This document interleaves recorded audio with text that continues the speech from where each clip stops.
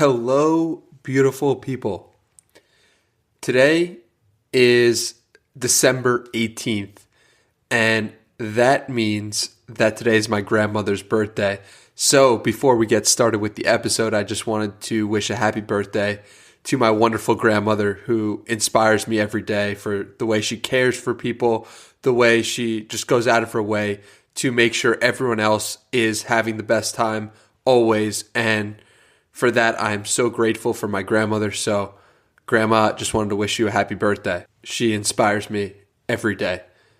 Another person who inspires me is the guest of this episode today, and that is Tim Stoddart. His story is incredible. The way he was able to transform a negative situation in his life into a positive one, to the 10 years that he has been sober, I mean, it just blows my mind how he's come full circle in his journey. And you'll see what I mean in this episode. In this conversation, we spoke about loving yourself, doing what's hard, 30-day challenge, addiction. And I am so grateful that Tim was open and willing to share his story, because I certainly feel better off for having heard it.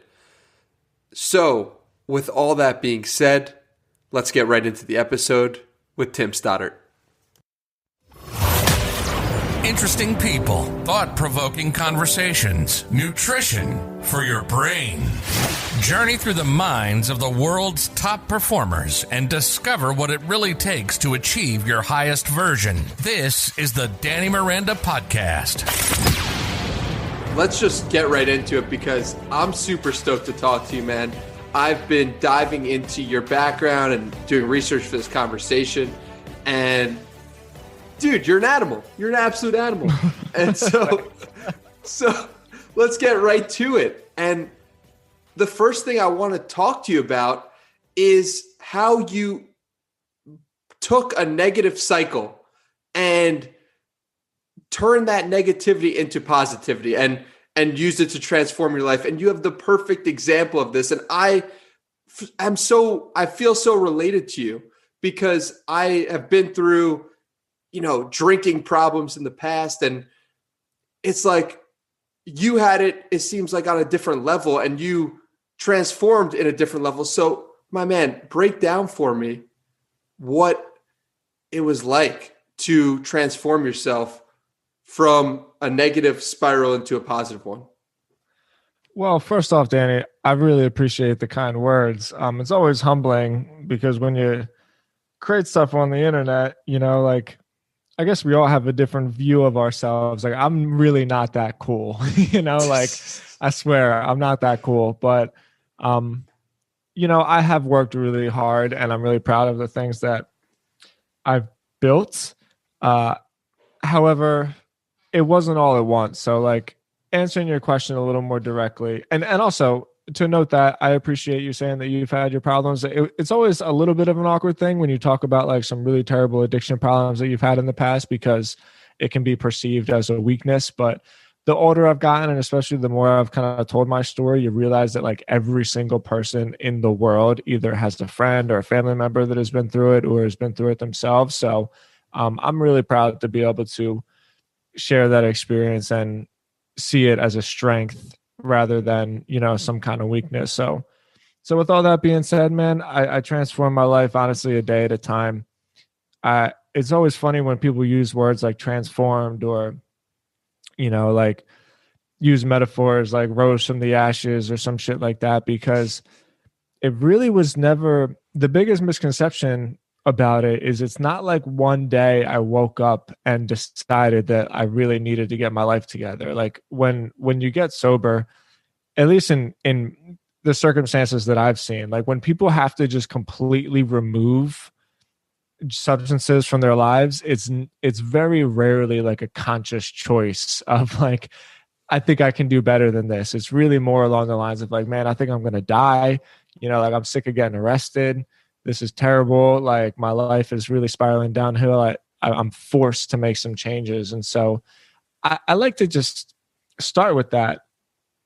And for people listening that hear that, it doesn't happen all at once. It wasn't some like shining moment for me where I saw this like other version of myself that I wanted to become. It was really quite the opposite. Like I just saw this terrible, terrible darkness in my life. And, one day I just asked for some help, and luckily or not luckily, depending how you look at it, but there's been substance abuse issues in my family for like generations, basically. And so I had a lot of members in my family that were already in recovery, and more specifically, a cousin of mine that lived in South Florida. And so I kind of reached out to him.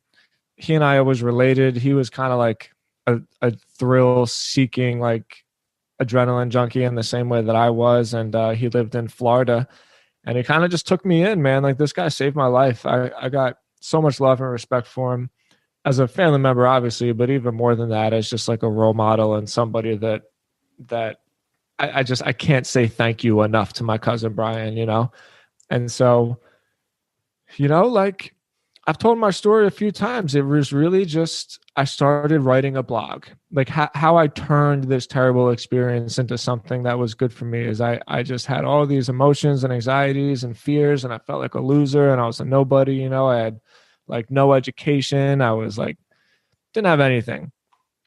And I just started writing about it, man. Like I always felt good about my ability to write and tell stories. And 6 months into it, I noticed people were coming to my website. And the only reason why I started writing in the first place was because I listened to this interview. It was a Seth Godin interview. It was like the first time I even realized that like internet marketing was a thing. And it was this interview that I heard, and someone asked like, what would you tell somebody to do? And he said, start a blog and write it in every day and don't tell anybody about it. And so then when people started coming to this website that I was making, I was like, how are people seeing this? Like, I didn't even tell anybody about it, like that was part of the deal, right? Like I wasn't supposed to tell no one about it. And so then that's when I learned about SEO, and that's when I learned about content creation and about using content to spread ideas, and ideas that spread win, and, building tribes and building audiences. And from that, man, like I've just been so hooked on the process, and I'm really, really grateful and really fortunate to like love what I do so much every day. And one day at a time, it's been a long journey. I got sober more than 10 years ago, and, it was brutal at times. It was amazing at times. Most of the time it's been kind of slow and steady, right? But one day you wake up and you're like, man, I'm like kind of happy, and I'm feeling pretty good about myself, and I'm feeling good about my contribution to the world. And, 10 years later, I got a wife and I got a great house, and we're having a baby, and I got a fucking dog, and, like my life is really, really good, and I feel great. So again, man, thank you for those kind words, but I assure you it wasn't this like shining moment. It was one day at a time. I really appreciate you bringing that nuance to my statement, because I think it can be intimidating for someone in a similar position. And it can even be intimidating for ourselves if we look at what we've accomplished over a long period of time and be like, how did I do that again? And so if you understand and you break down that everything really is just a day at a time process, so it really helps. So bring us into what year that was specifically for people to get an idea. What year did you start putting your thoughts out on the internet? That was 2010. I first got sober in 2009. I had a death in my family, and so I went back to Philadelphia. And the winter of 2010, if anybody can remember this, anybody that lives from up north, it was a crazy, terrible winter, and I actually got snowed in. And I was stuck in Philly with like 8 feet of snow. I just couldn't get out, and so I ended up using it again. And so the second time around for me is what helped. And when I got back to Florida in March of 2010, was when I started chipping away at this blog. And that's really interesting that you mentioned you started using again a second time after deciding first not to use anymore. And it's interesting to me because it's a common theme that I've noticed in my own life is like, sometimes we have to learn the lesson twice, and it's from doing it the second time that we really learn it. Has that been true for your experience as well? For sure. Like what was true for me is I was just afraid because I was so like I'd never been out of Philly really. Like I'd traveled places, and I'm not saying that I was like secluded in a trailer park by any means, but um I never really experienced anything outside of that. And so all of my friends and all of my neighborhoods that I would skateboard around in, like I just thought that that was my world and that I wouldn't see anything outside of that. And so then I spent a couple of months in Florida, and then all of a sudden there's some lizards running around on the street, and there's like beautiful beaches and stuff. And I actually started allowing myself to like giving myself permission to live a good life. Like, no, like it's okay, Tim, like you are worthy of being happy and like you can live a good life. And so when I went back to Philly, in recovery circles, you hear this. I'm not trying to make this like a sobriety podcast by any means, but some of the terminology is pretty you hear it regularly. And so there's like people, places, and things, right? And you just can't help it. Like all of a sudden I was just surrounded by that same vibe, that same lifestyle. And those old friends start creeping back. And what it taught me, getting to your point, is that I just finally had that realization that like, you know what, there is nothing left here for me. Like if I really want to do something in my life, because anytime you like, this is true with anything. The metaphor is that like when you cross through a new door, you're seeing something new, but you're also leaving something behind. And that's like a period of growth. Like, I don't know, for some reason, the analogy comes to mind is like when a snake grows, like it has to shed its skin, and it's like a painful process to leave stuff behind, to say to yourself like, no, like I'm actually in a different place right now. Like that kind of shit isn't in my life anymore.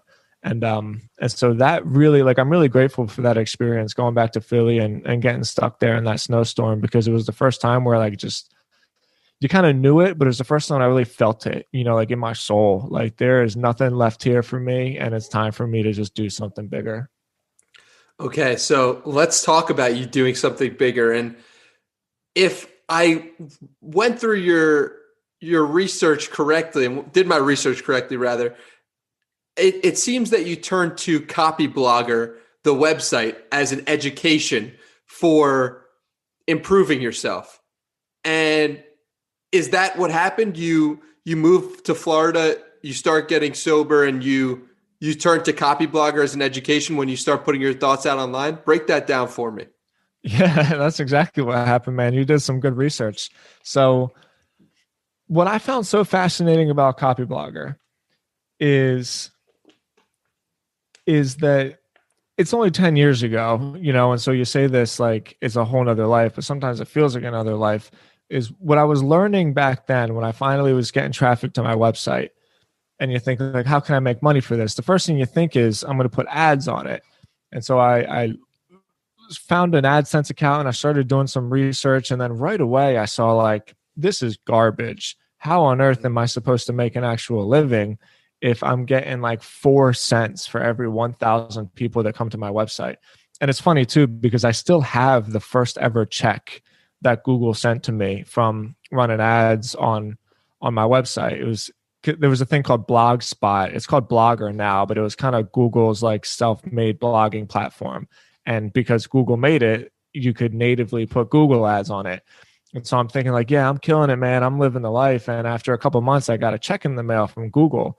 I did that whole secret thing. I read The Secret. And so I'm like visualizing checks coming into my mailbox every time, because I was picking up all these bills that I didn't have money for.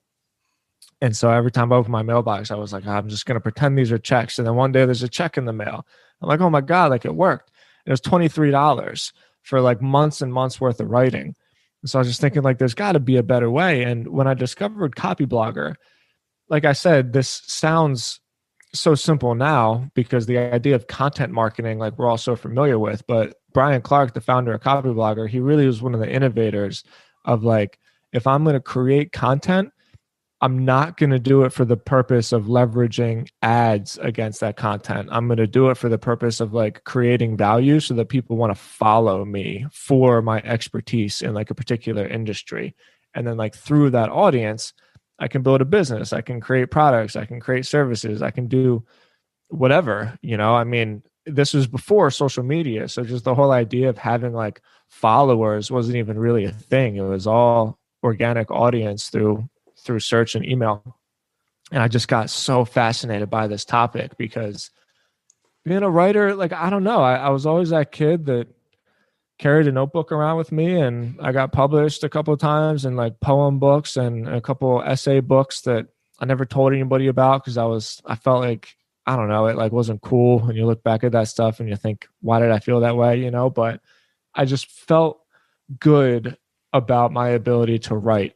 And so once I discovered this idea, I was like, wait a minute, if I write stuff and it's good and I can make people feel good and they follow me, I can build a business. And like, that's all I knew, but it was enough for me to start going. And so I read Copyblogger every day.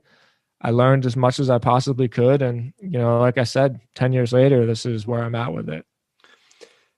The method that Brian Clark talks about and what you just said feels right? It feels wrong to me for some reason. And maybe this is my own bias or my own lack of perspective. It feels wrong to try to put ads on your site or and not to say that there's anything wrong with that per se, but it just feels right so that you write that people will follow you and people will enjoy your writing and it will help you build a business. That just feels right to me. Is that the same feeling that you got? Yeah, well, I mean, now it feels right. 10 years ago, it wasn't the same. You know, 10 years ago, this was when the internet was crushing newspapers, you know, and so the whole idea of newspapers was to have local ads on it. I think it's just a monetary thing because the business model for digital ads can't actually sustain people. And so like what happened, we if you wanted to actually make money running ads, then you had to just drive as much traffic as humanly possible to a website and then just fill your website with ads. And so that's when we came up with like these bullshit websites like BuzzFeed or Huffington Post or whatever. And I shouldn't say bullshit in terms of like the lack of quality. I'm just saying that it's like, it's as generic and as useless as possible. Because if it's not generic and useless, you can't actually drive millions and millions of hits to it. Because the only way to be that popular is to be as generic as possible. Like, I don't know. Anything that you see mass abundance of, there's nothing special about it. It's like, it's just something for everybody, right? And that's not what I was interested in. You know, like I knew that all I had to talk about at that time of my life was my recovery. Like I didn't have anything else in my life going for me. And so I just knew I have to somehow speak to these specific people. And that was like a lot of Brian Clark's message. It was like, find a tribe, find that one person that you're trying to speak to. And then if you do that, you don't need to drive millions and millions of hits to your website. You know, like you can drive a couple hundred, and like that couple hundred can be passionate enough about the content that you create that they'll pay you, and they'll pay you good money for it. And so, you know, like it feels right now because like we're just used to that business model. But 10 years ago, that wasn't the case. 10 years ago, it was way more common to create a media publication essentially and run ads against it, but it just doesn't work the same anymore. It's really interesting how times change and the way in which we view content changes and the way what we view as acceptable or what we want to put out there. Kind of changing gears a little bit is to take us more recent to our more recent Tim.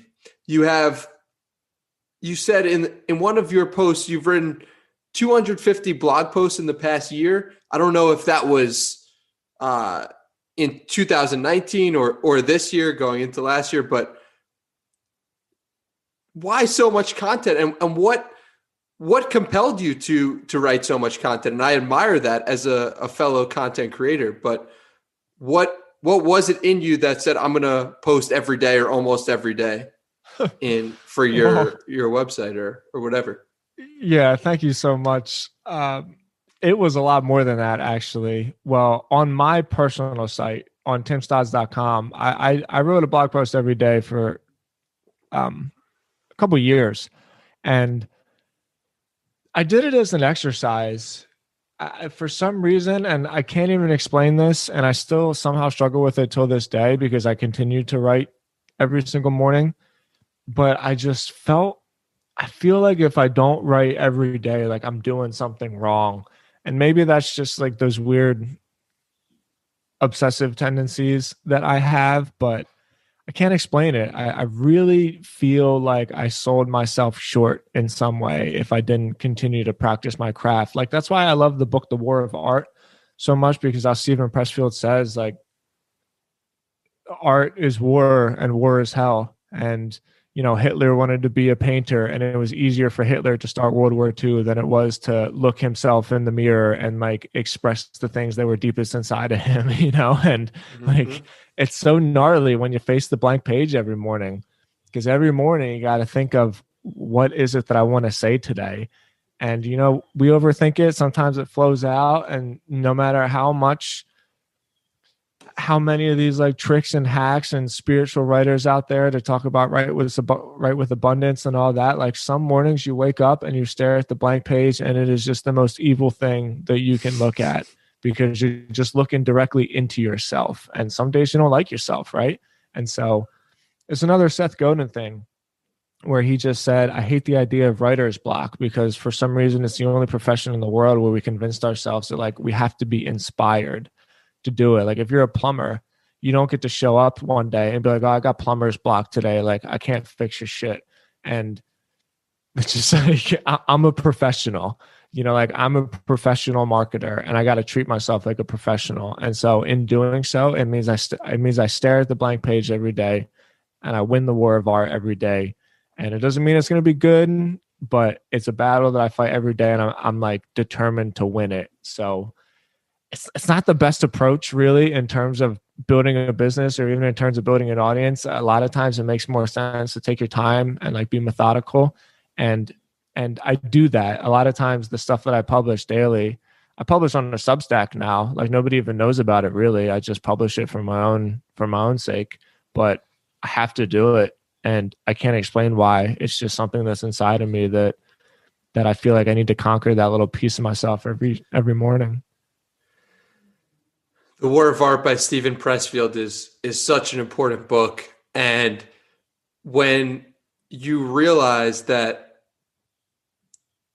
writing is a spiritual practice in and of itself, in that when you face that blank page, like you said, you're facing yourself, you start to, if you can lean into it, it allows you to uncover some incredible things about yourself. And, just identifying what it is that is on your mind sometimes sets you free from it. So I personally do morning pages every morning, which is just 750 words of free writing, just whatever comes to mind, I put down on the page. It could be, I don't feel like writing, I put that down.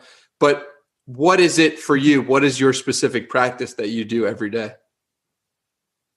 Yeah, well, great question. I try not to overthink it.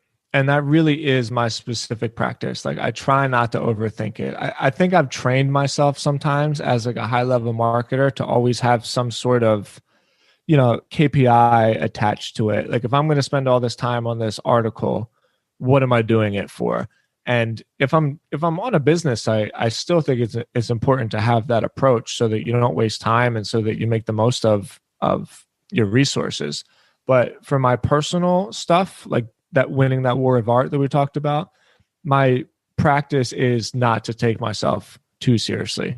And I really mean that, because I just take myself too seriously a lot, and I'm kind of self-critical, and I want to do the best that I possibly can. And some mornings I just have a song on my mind and I want to write about the lyrics. Or I've been a bird watcher since I was a kid, and I take pictures of birds when I see birds, and I really love birds. And so some mornings, like I just want to write about a pretty bird that I got a picture of that I was excited about.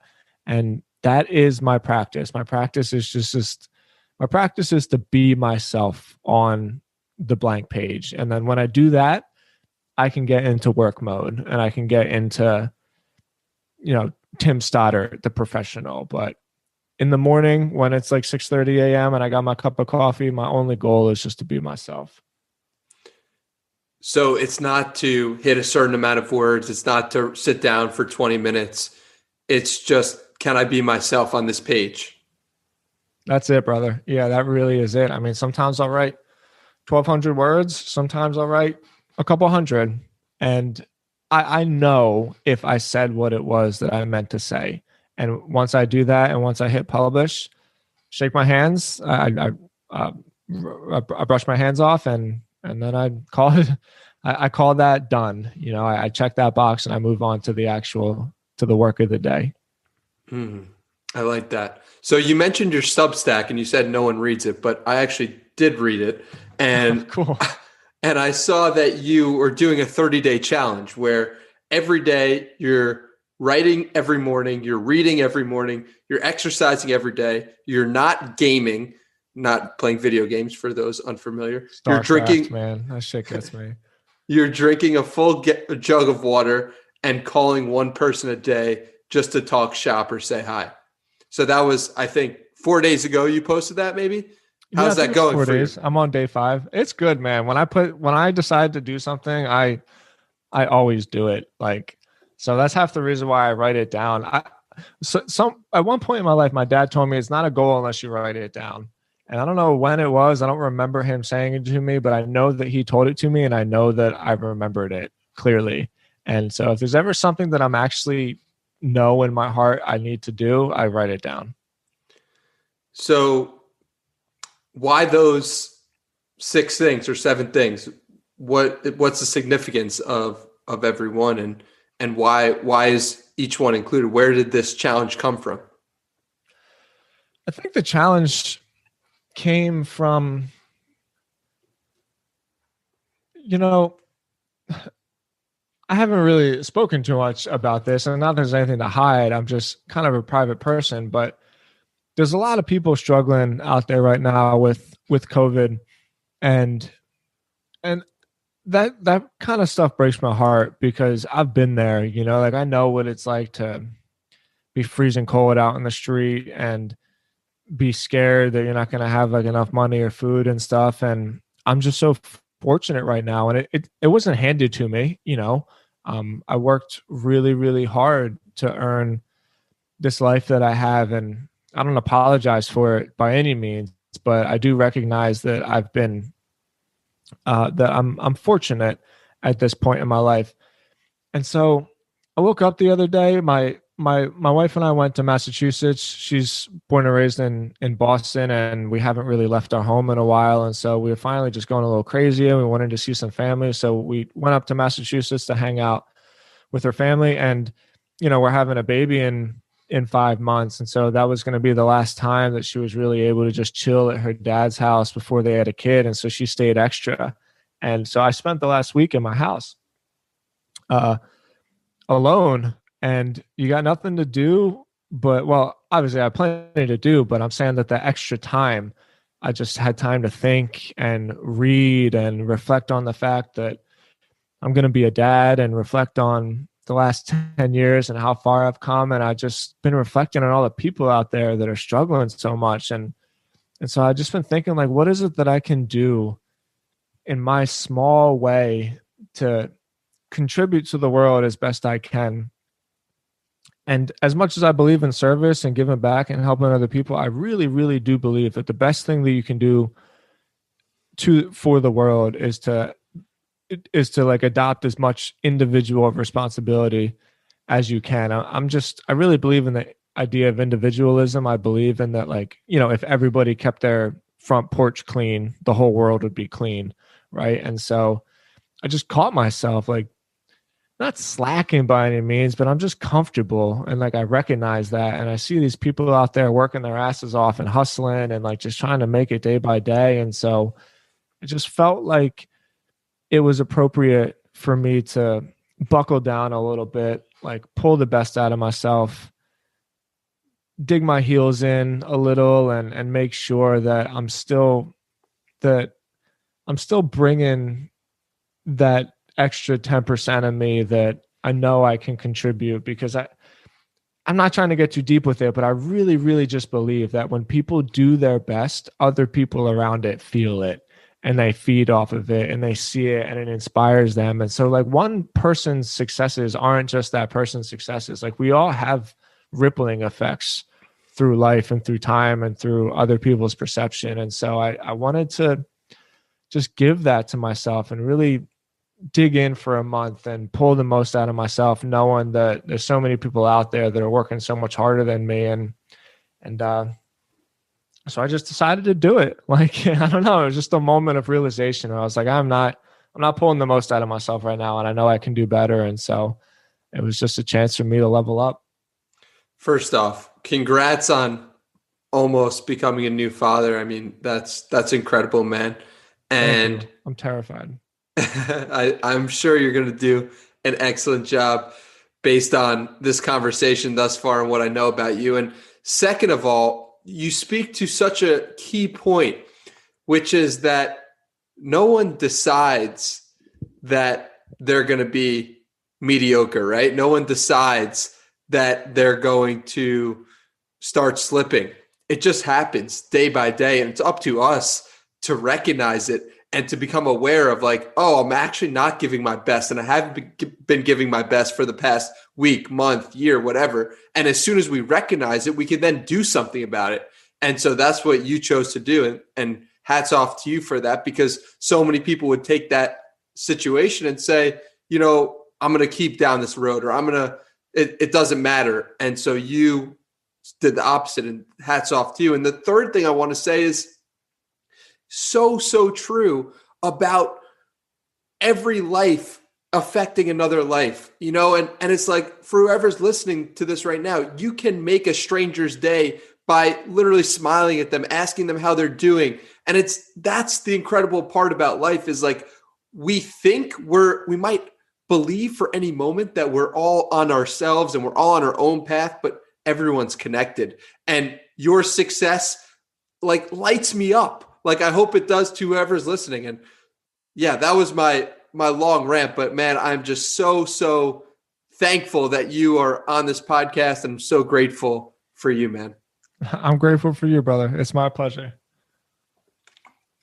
So yeah, I'm just like, this is why I started this podcast, so that I could talk to people who are like you, honestly.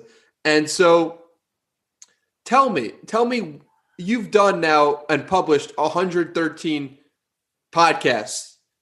So talk to me about, as a new podcaster like myself, what tips would you give for me that you wish you would have known earlier, or maybe, I don't know, just whatever on your mind about tips for a new podcaster? Well, people don't ask me too many questions about podcasting that often. And I think it's because I'm still relatively a newcomer and like still trying to find my way through it. If there are some things that I wish I just did right from the very beginning, it would be, I wish I respected the value of preparation before jumping into interviews. Well, first I would say go all in on interview podcasts. When I first started my podcast, I tried to be a little unique just because interview podcasts are a dime a dozen. But what I learned is the trick with podcasts is it's really about stamina. Like, I guarantee you 95% of the people doing podcasts right now aren't going to be doing it in another 6 months, because it sucks when you do something for 6 months and like not a lot of people are listening, right? And it's easy to get down on yourself, but just don't look at the data, you know, just say, I'm not going to stop until I get 100. And then when you get 100, say, I'm not going to stop till I get 200. And like, just don't think about it. But so I say that because you don't have to be super unique. You know, the interview style format is obviously like pretty common. A lot of people do it. But that's okay, because the reason that a lot of people do it is because it's an enjoyable format. Right? Like, we're people, we love stories, we love communication and new perspectives and insights. And so there's always going to be a market for interview style podcasts. And, you know, maybe one day you can start another one and it can be different than that. But if you're like a personal, if you're a person like you or I, who you're trying to like get your name out there a little bit, I would definitely just stick with the interview and don't question it. Like I changed my mind so many times in the beginning just because I didn't really know exactly what I was doing. And then as soon as I said, like, I'm doing an interview and I don't have to be the next Joe Rogan, I can just be me and it's all good. All of a sudden the podcast got really fun and I got to meet a ton of people. Okay. So there's three things actually that come to mind and they're all really, really important. So the first one is just pick a format and stick with it and don't change your mind, even when you want to. No matter how much you want to, don't change your mind. The second one is appreciate that the value of the podcast is way more than the amount of people that listen to it. So I interviewed Seth Godin on my show. Like I can't schedule it until November because he's got a book coming out and he asked me not to publish it till November. Even if nobody listens to that, I do not care. It was so cool to sit with him and talk to him for 45 minutes. There's a guy named Johnny Naster that I really looked up to.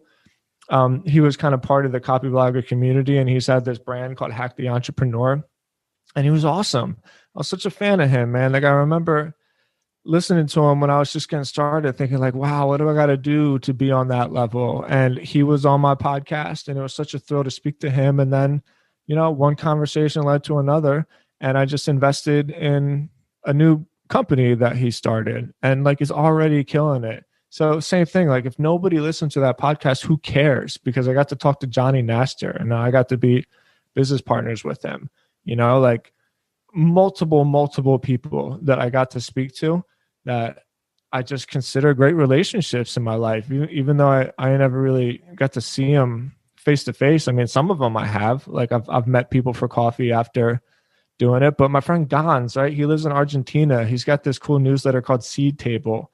It's all about European tech. He's so cool. He's such a good friend of mine, all because of my podcast. So the second tip is appreciate the relationships that you make in the podcast way more than you appreciate the people that listen to it.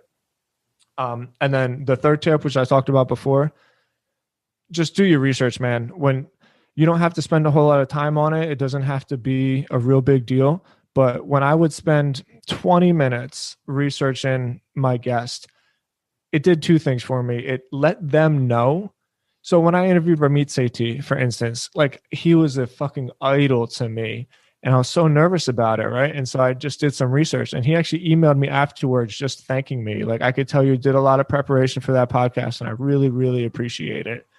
And like that meant the world to me, and all it took was just 45 minutes of preparation because it shows your guest that like you respect them enough to want to highlight the work that they've done, as opposed to the opposite where it's, you're just trying to find people with the most Twitter followers so that you can leverage their name, right? It really flips the script on it. It's a whole nother line of respect when you do research on somebody because you're showing them like, I care about you enough to want to put like your best work out there in front of my people. So yeah, I guess just to recap, because I went a lot, right? But just go all in on the interview. Don't change your mind. Appreciate the conversations, man. Like for real, the conversations I had on my podcast are worth 1,000 times more than the people who listen to it.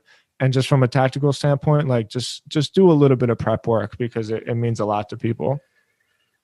I love all three of those. And specifically on the last one, I think that Joe Rogan makes it look so easy. And when I was first doing these podcasts to begin with, I was like, oh, I'll just, wing it and it'll be fun and it'll turn out great. But what I found was that, like you said, doing the research really lets you just have such more of a framework for where to draw the conversation, where to take it. So yeah, great advice, man. Yeah, I agree because sometimes like you just get stuck, but if you do a little bit of preparation, you can easily it just makes for a better experience all in all. Yeah. So we touched on Copyblogger and your education with trying to learn when you were first getting started in 2011, how you use Copyblogger as an education. And now for the full 360 or 180, I'm not sure which one, you then buy a a portion of Copyblogger in 2020 or the beginning of 2020. So talk to us about that journey. Obviously it's a huge journey, but really like the total story of like learning from something and then being able to actually become a part of it as a partner. Talk to us about that. Yeah, man, it's a highlight of my life. I mean, and it's funny, like dinner time conversations, because it was a significant investment. Like Copyblogger has a lot of monetary value. And so, you tell your family about what you're doing and they're like, wait a minute, what? Like, but what is it? I'm like, oh, don't you get it? It's like a really, really cool website. And then you build an audience and then you help people become better writers. And they're like, yeah, but I don't get it. Like, what did you buy? I'm like, well, I bought a piece of it. Like, so it's a business. Anyway, it's just funny trying to have these conversations with regular people that aren't in like the online content Twitter sphere. You know what I mean? And it was a highlight of my life. Like when I'm telling stories to my mom or whatever, trying to say like how far I come, because I built Sober Nation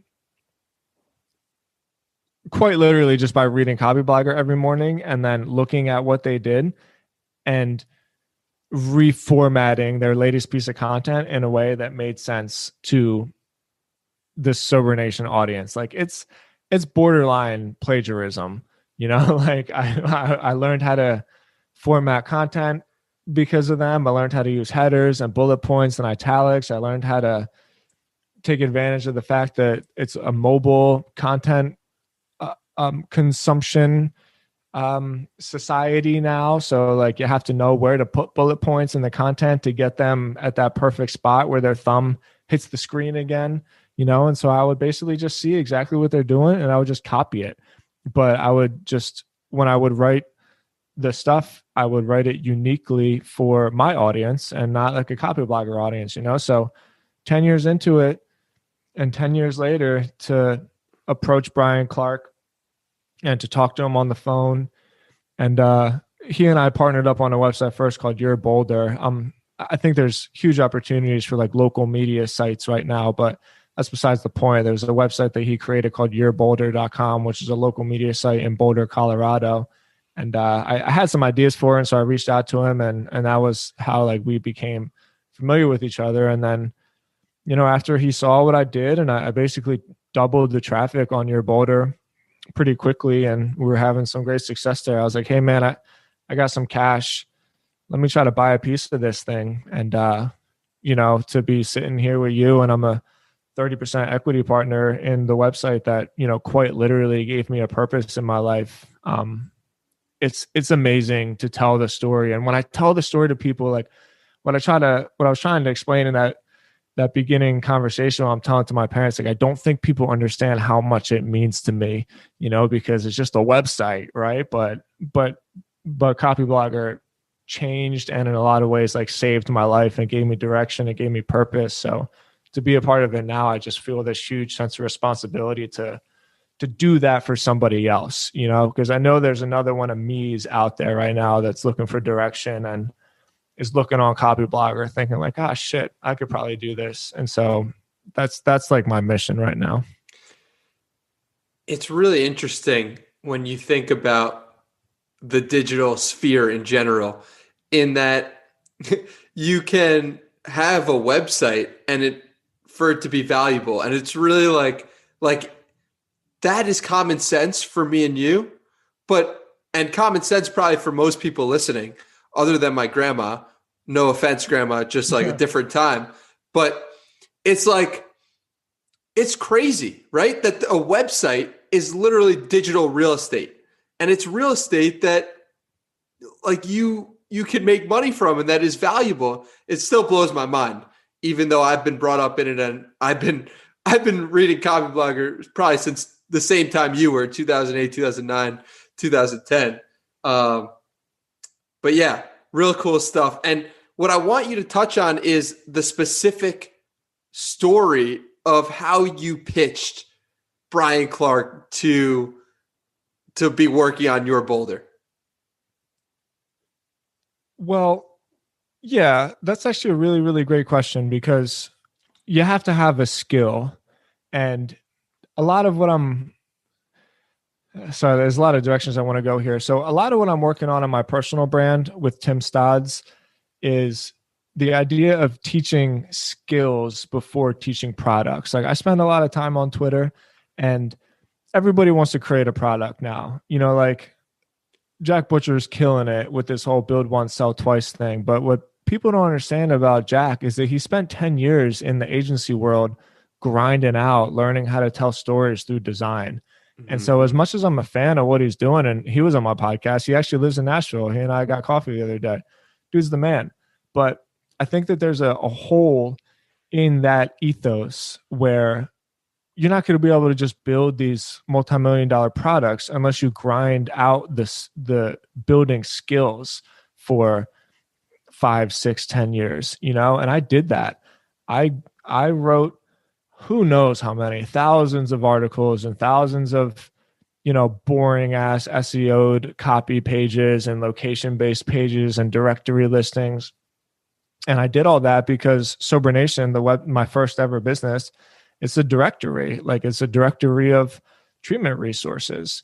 And when you're building directories, man, that shit is boring. And it's just as straight up information as you want. If you're somebody that's looking for help and you're shopping around for different treatment centers, you want to know what kind of services they provide. You want to know the phone number. You want to know like pictures of the rooms and what the facility looks like. It's not the most creative work. It's very dry, straightforward stuff. And so what I'm saying is I built that skill. Like I built the skill of creating geolocated search directories of any kind of industry. Like I just feel so confident in my ability to do that. It doesn't matter what it is. If you want to start selling ice cream, like I can build you a directory of the best ice cream stores in the country. And like, I just know I'll be in the top 5 relatively soon. And so when I pitched Brian, I saw what he was doing with Your Boulder, and I could see he was kind of making a real estate play on it. And I knew he went on sabbatical. He went and traveled for a while just because I follow him, and I saw all the pictures he was posting of Australia, and I think he went to Japan. And I said, look, man, you're doing a local media site. I know how to monetize this thing. I got a ton of experience with directories. This is what I built. These are all the directories I built. I know we can make a local business directory, and we can leverage that like cool media that you've created around the community. And we can monetize it through a directory. He was like, shit, sounds good to me. So I was like, cool. This is how much money I'll invest in it, and I'll get to work right away. And he basically just left me to my devices. I didn't ask for anything. I didn't feel entitled. I didn't say like, hey, you're Brian Clark, you're a legend. You need to help me with this. I saw it as my opportunity. And so I kicked ass on it. And like I said, the site did really well, and the directory continues to grow. I mean, relatively speaking, we're still in the beginning stages on it, but it's going great. And so the pitch wasn't, hey, I have this amazing idea, you should give me a shot. The pitch was, hey, look, man, I'm some dude. This is all of the success I've had, and like you can see it right here. And if you allow me to, I'll bring this much to the table, and I'll put this much time in it. And this is what we should get out of it. So that whole story is just a preface to say that when people ask for pitches, and a lot of the emails that people send to me, it's all about this amazing idea. And like, I'll work as hard for you as I can. And what I'm saying is like, I believe that you're going to work hard, and I get that, but most people don't really give a shit. They just want to know like, how do I know that you know what it is that you're talking about? And so bringing this whole entire thing back up in a package, it's like, I've just been thinking about this a lot. You got to build these skills, man. You got to build these, you've really got to have like a reputation. You got to have the track record of success before you can start swinging in the big leagues, right? Before you can start selling these digital products that are doing like 50 grand a month, before you have the reputation to build a community. Like it bothers me a little bit when you get, like these 21-year-old kids that got maybe like 8,000 Instagram followers, and all of a sudden they're trying to charge like $49 a month for, a social media marketing community. It's because it's like, I don't want what you have, what I mean? Like I want you to prove that you know what you're doing before you start charging money for it. And so the pitch was really easy. The pitch was like, look, this is what I've done. And you can look at it right here. And here's the proof. And if you allow me to, I think I can make you some money. And like, who's going to say no to that? And so I build a reputation with your Boulder. And then it's like, hey, I can do the same thing with Copyblogger. And that's what we're doing. So cool, man. So cool, because it's a game plan that's out there for everyone.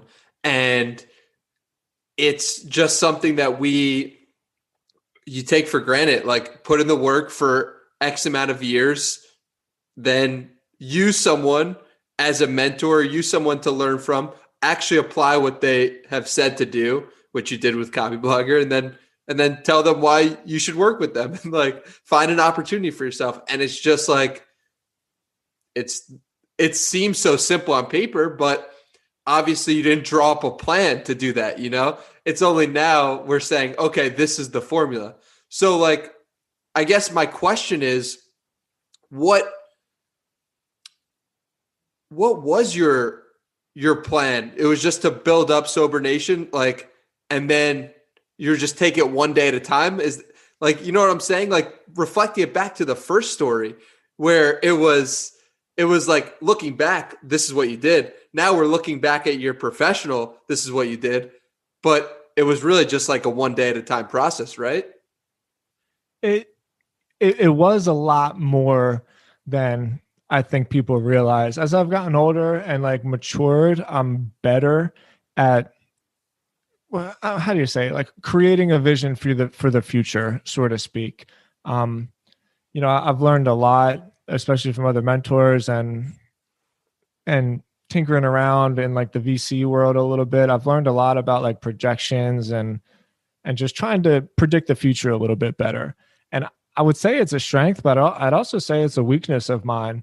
Whereas I just kind of wake up in the morning and like, I don't know, I've been this way my entire life. I just sort of do the next thing that's right in front of me. And so like, I really wish I could paint a cooler picture of myself. Like I'm some Steve Jobs kind of visionary type thing. But you know what I will say? What I will say is I knew that what I was doing, there was an opportunity.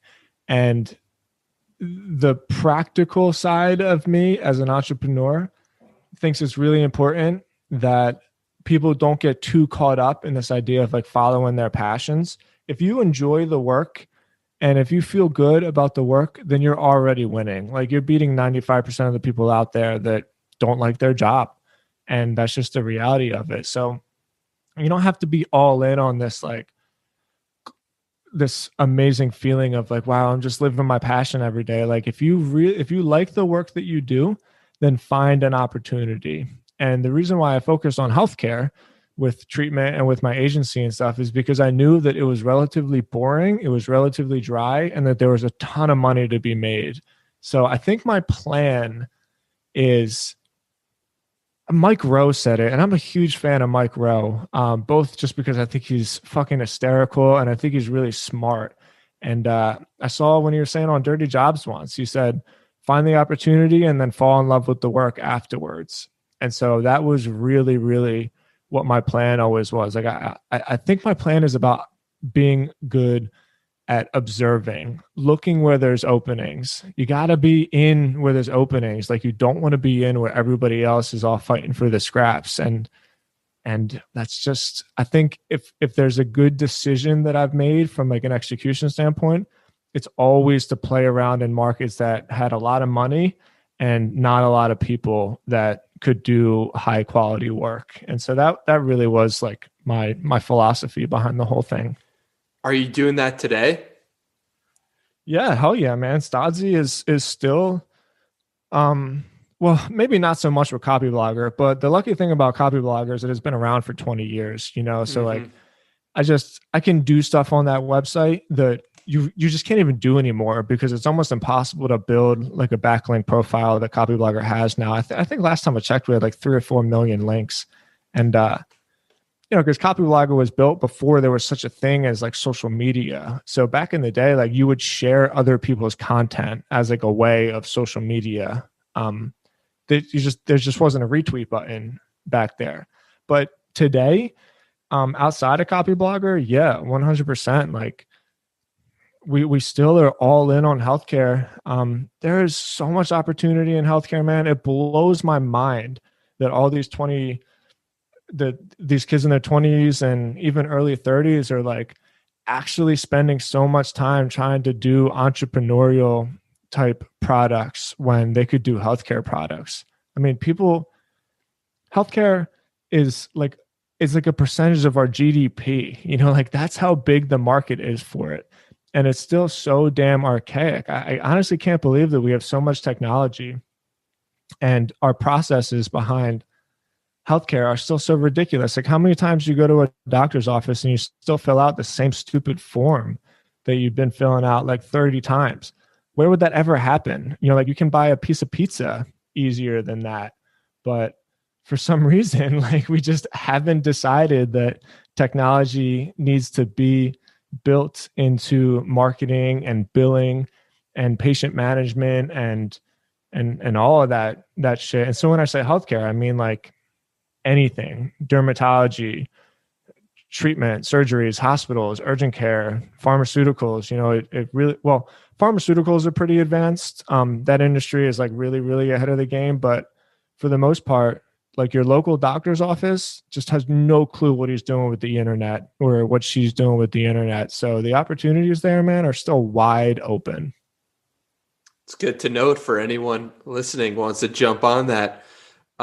So before we wrap this conversation up, you had a blog post recently about Will Smith that I wanted to bring up to you.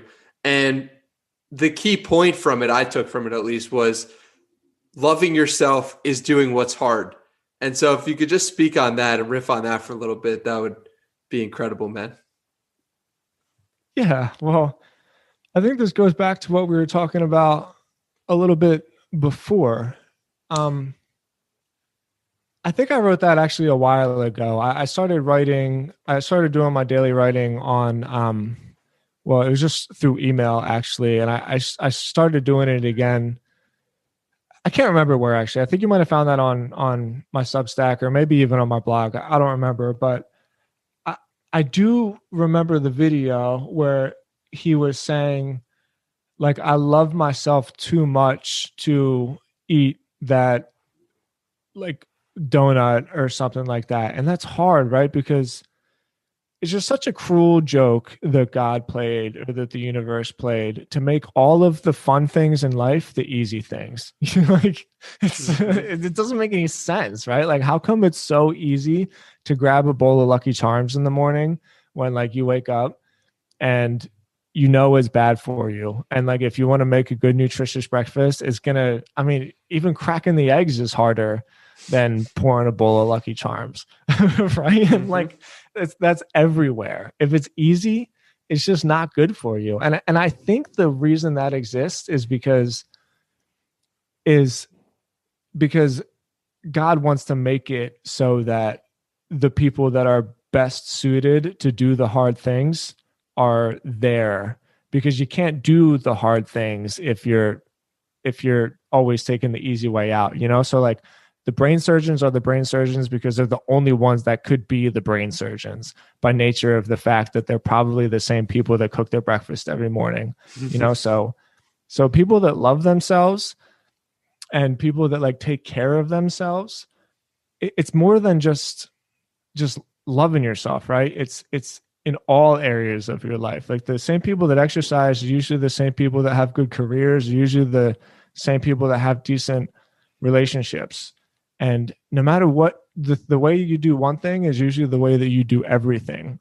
And so when you make those good decisions, even though they aren't the easy decisions, it's more than just like discipline. It's more than just winning the day. Like, you're actually telling yourself that you care about yourself enough to sacrifice the present moment for a better future. And that's a hard thing to do because the future isn't guaranteed. So we take the easy way because like when you're doing a hard thing right now, the only way that that's ever going to pay off is in the future. And so like, you're making a bet with the universe that like the future is going to come and I'm still going to be here and I'm going to be better off. And like, that's not in our nature. You know, our nature is in the right now. Our evolution is in the, I need to eat all of this food right now because I don't know when I'm going to get another shot. And so when you're like fighting that urge inside of yourself that is just trying to get as much as it possibly can right here, right now, what you're doing is you're making a bet for a better future. And like, I just think that's a really beautiful way to live.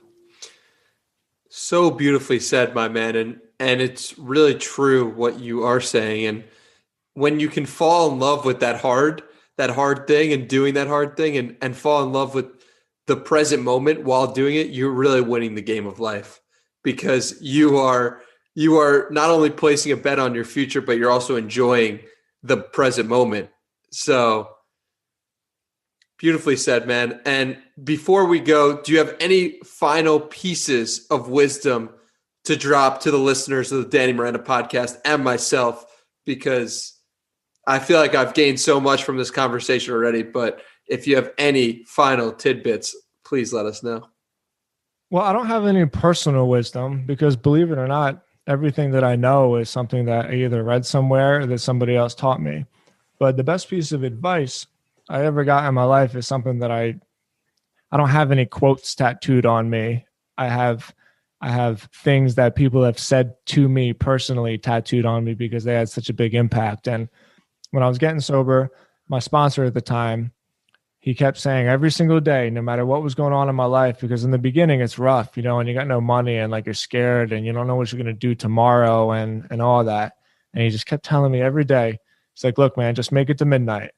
And so like, what the fuck does that mean? Like, stop saying that. That's so annoying. And he'd be like, it's okay, man, just make it to midnight. And finally I started chipping in. I think this is why I don't plan that well, or why like I never had a great looking ahead too much, because my game plan was always, no matter what is going on in my life, the only thing I got to do is just make it till midnight.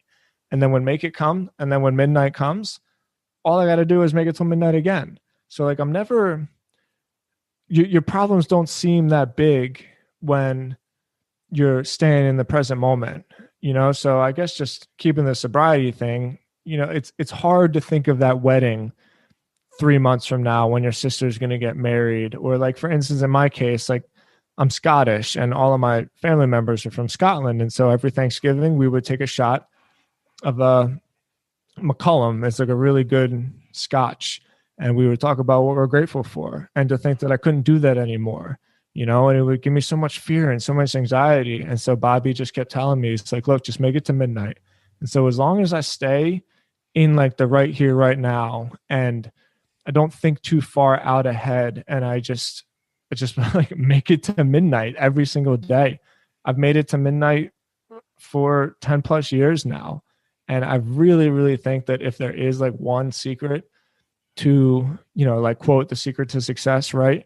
It's just stay a day at a time, just stay in the moment, because as soon fear lives in the future and anxiety lives in the past, right? We're anxious because of things that we've done, and we're fearful about things that may or may not and probably won't happen.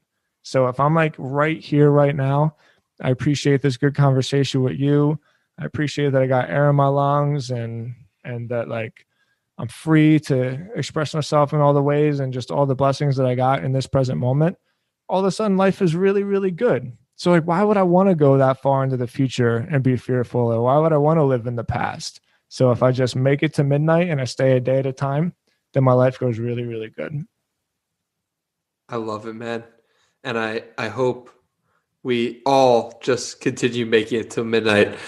Where can people find you, Tim? Thank you so much for this incredible conversation. Tell everyone where they can find you on the interwebs. Hey, my pleasure, brother. Timstodz.com, TIMSTODZ.com. You can find everything about me there. That's where I publish a lot of my best stuff. Awesome. And those will all be in the show notes. And thank you again so much for joining us. Really a pleasure. Got chills throughout this conversation multiple times because just felt your story, felt your passion, felt your energy, man. Thank you for bringing it and appreciate you. You're welcome, man. Great talking to you, Danny. Let's do it again soon. that was my conversation with Tim Stoddart. If you enjoyed this conversation, as always, please let me know on Twitter and hit me with some feedback about the episode. You could find me at Hey Danny Miranda, and I look forward to hearing from you. If you also would like to support the show and help more people find it, if you would like to share with a friend, that would go a long way in helping more people find the show.